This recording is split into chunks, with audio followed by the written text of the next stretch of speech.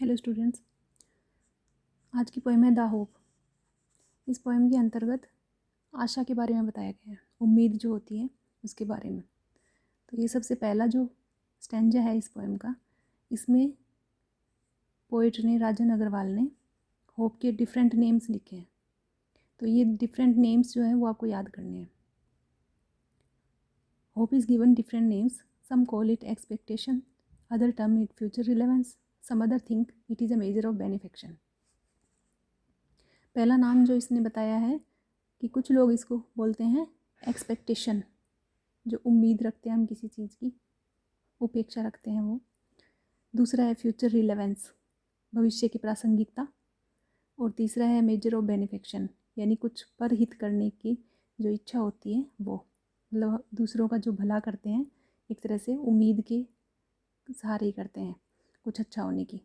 तो इस तरह से होप को डिफरेंट नेम्स इन्होंने दिए हैं। ये तीनों आपको अलग से याद रखने हैं, इन तीनों को, expectation, future relevance, measure of बेनिफिक्शन।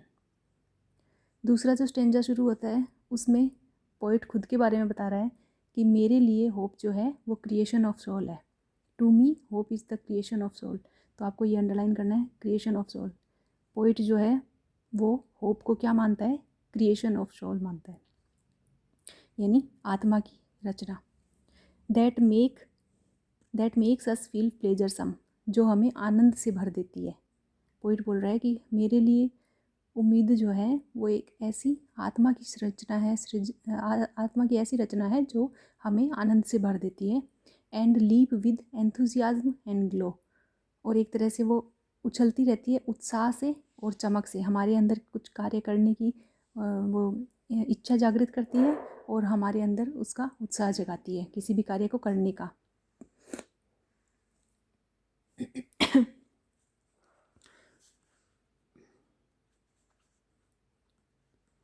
In past we have survived on hope, we surmise of future because of hope.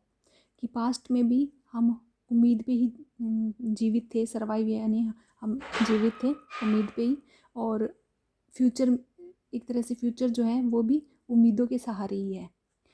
Hope kills negativity inside and fills us with calm and quiet. Hope जो है वो हमारे अंदर की जो negativity है, नकारात्मकता है, उसको नष्ट करती है।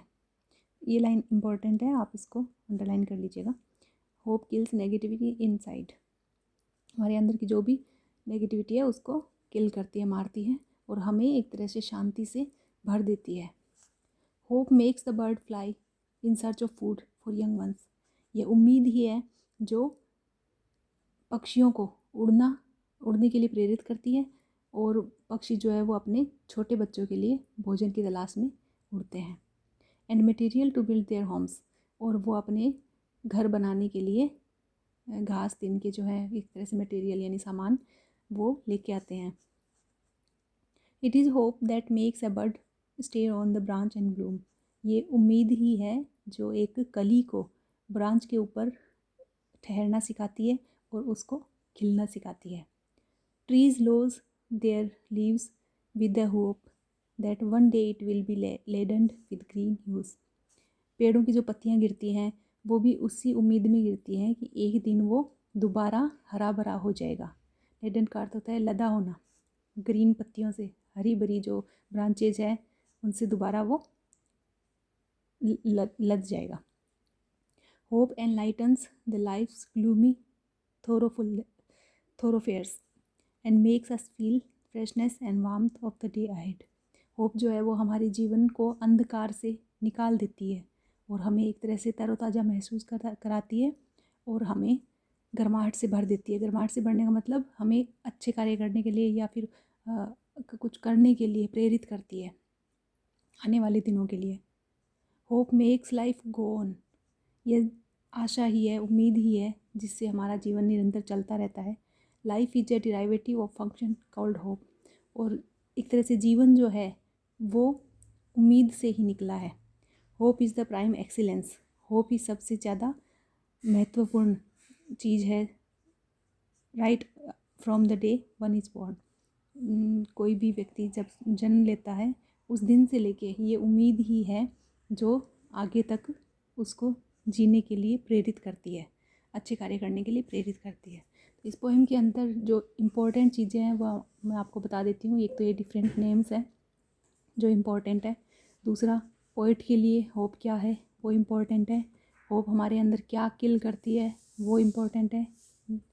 और ये व्हाट मेक्स बर्ड फ्लाई ये भी इम्पोर्टेंट है। तो आपको ये सारे इस पोएम को रीड करना है और ये सारे जो इम्पोर्टेंट बिंदु हैं इम्पोर्टेंट बिंदु को ध्यान में रखना है।